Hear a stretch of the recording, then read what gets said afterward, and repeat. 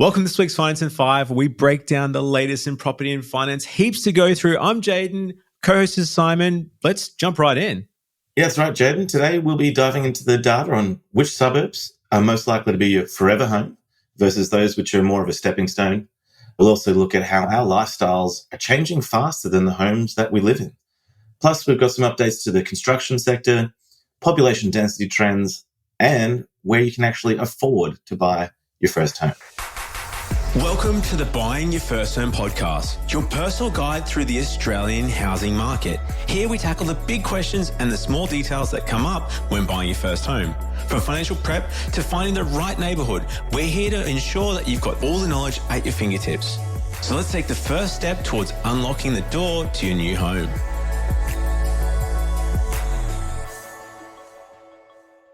You know, Jayden, we always harp on about how your first home doesn't need to be a forever home. But, you know, there are some places where people do actually find their forever home. Like there are some suburbs people move into and they never leave. It's amazing. Like I've got friends like that and even family members, I guess, who they've found the perfect spot and they've been content there for decades. And according to new data, there's actually suburbs where this is completely normal. So Killarney Heights in Sydney, for example, has an average holding period of 20 years. Yeah, there's a few other suburbs as well. Most of them are in the sort of Sydney and Melbourne area. These are some suburbs that have big houses, swimming pools, outdoor space. You know, they're close to the city, good schools and amenities. You can see why people are holding on to the houses in these suburbs. And that means that they're actually a lot pricier. So these suburbs tend to have pretty high prices. And that's partly because no one wants to sell. Once they buy a house there, they're sticking there, you know?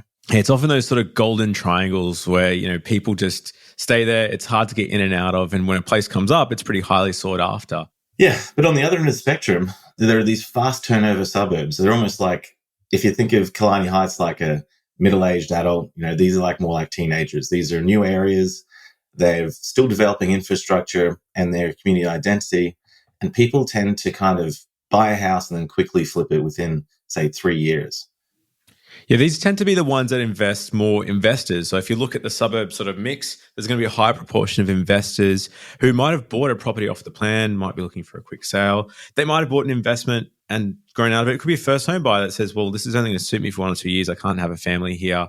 And, you know, some examples of that are sort of Denman Prospect in Canberra, 2.7 years average hold. Yarrabilla in Brisbane, 3.2. Rochdale in Queensland, 3.5. So a lot of these suburbs are sort of getting turned over. People are only holding their property, only keeping the property for around 3 years and then turning it over and moving on, upgrading, selling, and getting, you know, moving to the next place. Yeah, and what tends to be the key thing here is a lot of these suburbs with the short holding periods, these are where there's a lot of new development. So they're building new housing estates. People are buying off the plan. And after a few years, there's a lot of investors who tend to exit. And maybe some people originally bought thinking this new suburb would be the greatest thing for them, and maybe they don't so much like it. But I don't think it's necessarily a problem of desirability. If you're looking at a suburb that has got a short holding period, as a first home buyer actually can be a good thing. You know, you can get a ticket into the market at a lower price point. And remember that these suburbs don't have infrastructure now, but they will build it over time. So if you're buying a house now and there's not, you know, maybe one supermarket and a small school nearby, in 5 or 10 years, you know, these suburbs tend to grow, there tends to be more happening, and they become more valuable. So the suburbs that are the shortest held now could be one of the forever suburbs in the future. All right. So, Jayden, I've got a bit of a head scratcher for you. Came across this article, and, you know, most homes in Australia, they're pretty big, right? Typically the 4-bedroom, backyard, the whole shebang. But the question is this what actually people want these days? Yeah, well, it's a pretty good question because like the typical Aussie family has changed a bit. Like more and more people are not wanting to have kids, they're having less kids, they're living alone, they might be living, you know, in a mixed family with different friends, etc. So maybe just our homes haven't kept up. Yeah, absolutely. I mean, most of the houses, or many of the houses we have here are decades old and they were built for a different time. You know, the average household size in Australia is just 2.5 people now. And compared to 1920, that was 4.6. So in other words, there's fewer people living in each house. And so if you're a couple or even a single person, buying a 4-bedroom home is probably going to be overkill and probably not necessary. Yeah, it's interesting. Like over half the houses listed for sale have 4 bedrooms or more, but 2 or 3 bedrooms are actually more popular in a lot of searches. Depends on work from home as well. Some people want actually office space, but the reality is we could be building things that people don't want these days. It's changing demand. Yeah, and the units are kind of the opposite. So there's actually a demand for larger units than smaller units. So people are searching for 3-bedroom units versus the 2-bedroom units, even though most developers are still building the 2-bedrooms. So there is a mismatch here between what stock is available and what people want, especially in cities like Sydney, for example, where 3-bedroom units are highly sought after, but they're just a tiny portion of the available listings. So it's a classic supply and demand issue. Yeah, it's an interesting takeaway, I guess, for home buyers. Obviously a lot of our listeners are sort of in the market searching for homes. It's a fine balance. It's probably a case of looking at your buyer's brief, trying to work out what's going to work for you over the next 1 to 5 years potentially. But maybe you don't need a 4-bedroom if it's just you, your partner, and a dog. Maybe you need an extra bedroom for an office, a home office. Maybe you need some space for kids. But the extra 4 bedrooms, it may not be suitable now. And you could just look at that initial stepping stone, that home that'll suit you guys over the short term. Absolutely. And I think the key thing here as well is if people are looking for these 2 and 3-bedroom homes, if you buy a small one now and you're worried about selling it in the future because it's not going to be as desirable, I think you can probably put that worry behind you. I think there are downsizers, there are single people, plenty of couples who are deciding not to have children as well. So the demand for these types of properties is probably going to be larger in the future. So I wouldn't be concerned about buying a smaller home now and then looking to upgrade, at a later time when your family grows or your situation changes. All right, so we've been talking a lot about existing homes though, but what about building your own? There's been a lot more demand here with some of the home grants increase in certain states, but is the dream even possible, Simon? With, I guess, all the construction horror stories you turn on the news, there's another builder going broke, there's people losing their home, there's the TikTok building inspector guy that's just freaking people out. So what's it looking like? Yeah, it's been a pretty wild ride for the construction sector in the past few years. Skyrocketing costs, the delays, like you've said, there's just so many horror stories out there from people who have been trying to build a home. But there's some data from CoreLogic here, which is suggesting that maybe things might be starting to turn the corner. So the number of new house approvals hit a 12-year low in January. So there's less approvals for dwellings to be built, which might sound like a bad thing, but it's actually good news because it means there is less work for the builders to do, which means if you are planning on building in the future, you'll actually have a chance to find one in a reasonable amount of time. And there's still a lot of suppressed demand. Even with the fewer approvals, there's a backlog of 255,000 homes approved, but not yet to be built. So the builders have still got work to do, but there's still, they're catching up on that. So hopefully the other thing there is during COVID, we had issues with material prices. Things couldn't get physically to Australia. There were issues with barges and logistics, but now things seem to be calming down. I know from a couple of builders have said sort of timber, concrete, the prices are at least stabilizing and a bit more predictable, and they're not sort of starting a build today on a fixed price contract and then finding out there's huge cost increases in 6 months' time. Yeah, I mean, even with the stabilization, though, I think one thing to be aware of is building costs are still higher than they were pre-pandemic. So about 27.6% higher than they were. So you can build your dream home if you want to, but it's still going to be pricier than it would have been several years ago. And this isn't really a uniform picture across the country as well. So Queensland and South Australia actually saw slighter increases in construction costs. In New South Wales and Victoria, things eased off a little bit. So it does depend on where you're located as well. Yeah, and I think the key takeaway here is that if you're hoping to build soon, it's still slow. It's still potentially going to be expensive. It's not like it was a few years ago where building a home was kind of like getting a house wholesale. Like you're saving the 20% the builder's putting there, you're going to get instant equity. Unfortunately, with some of the price increases and the uncertainty in the industry, it's still not necessarily a cheap way to go. It does have some positives though, with the grant, with some of the concessions that are available depending on the state. But you got to balance that because at the end of the day, it can take 18 months to build a home and you still need to make the interest payments on your loan. Plus you got to rent somewhere and live somewhere. So there's still extra costs there while you're sort of constructing and building a home, plus the risk of the builder. Yeah, absolutely. I mean, I think both you and I typically recommend people to probably look at buying established homes before building in the current market. But if you're really set on building a home and that's your dream, I think a year or two down the line, things are probably going to be in a better situation than they are now. So if you are in that stage where you're planning, it might be a good time to start putting feelers out, looking for builders and getting evaluations on cost, because in a couple of years, it could be an easier proposition than it is now. So moving on to our next topic, where is the population density highest and what does it mean? So we've obviously seen a huge influx of immigration, migration the last couple of years. Our population's increased. Some of the dwelling construction, as we've covered as well before, it hasn't really kept up. But how have the changing demographics influenced the types of homes people want, and then how is this impacting where people want to live, Simon? Yeah, I mean, I think the first thing to jump in here is like Australia is literally one of the least densely populated countries on earth. We have such a low population density compared to most cities, most countries. Most of us are all crammed into these capital cities around the edges, but there is still a lot of open space compared to Europe and Asia and even many parts of the rest of the world. But that does seem like it's changing to some degree. As our population is growing, it's the fastest rate of growth since the 1950s at the moment. So people are going to be crowded in a little more into smaller spaces. And this is going to change the way that our cities grow and evolve in the future.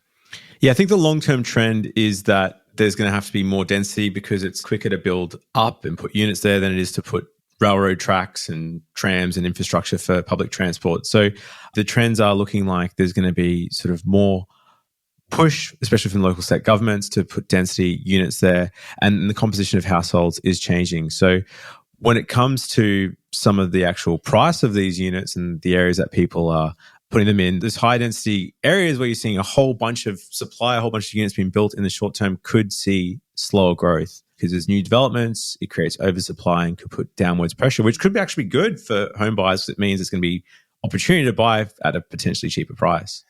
Yeah, what I think is interesting is when you think of, let's say, density and migration, there's more people living in one area. You think, well, surely there's more demand. Prices are going to have to go up in those zones.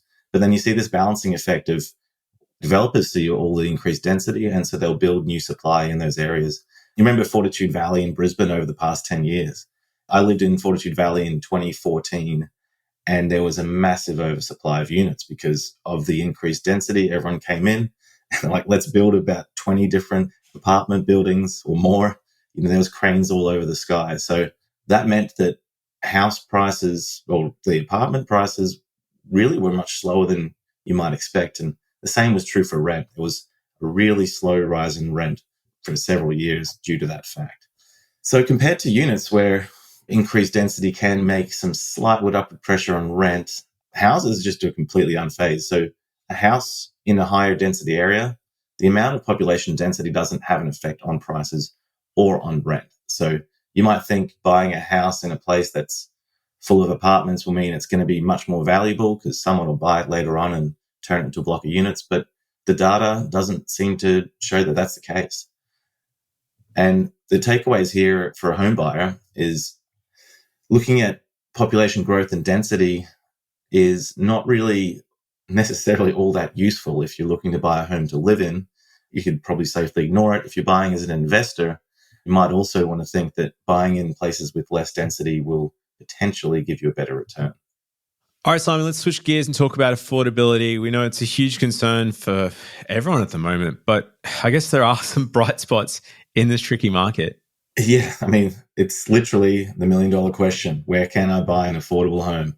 And luckily, there is some fresh data here from PropTrack's Affordability Hotspot report, which kind of sheds some light on some of the best areas where you can buy. And right off the bat, WA and Queensland, in terms of states, these are the most affordable states. Western Australia, in 41% of regions across the state, you can afford a home if you're on a median income. I mean, that's a pretty significant chunk. And Queensland is up in the 20% as well. Sydney, on the other hand, it's as it's kind of always been for as long as I've remembered, really, like only 3.8% of homes are within reach for medium income earners.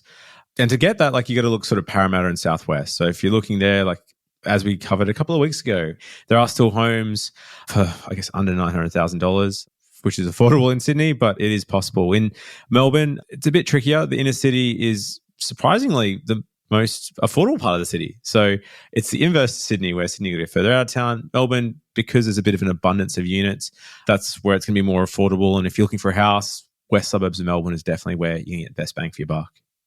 Yeah, and if you're looking to buy in Brisbane, as it has been for quite a while, the southern and western regions of Brisbane are really the shining stars for affordability. So the Logan, Bow Desert area, I think we've covered these as well before, and Ipswich as well.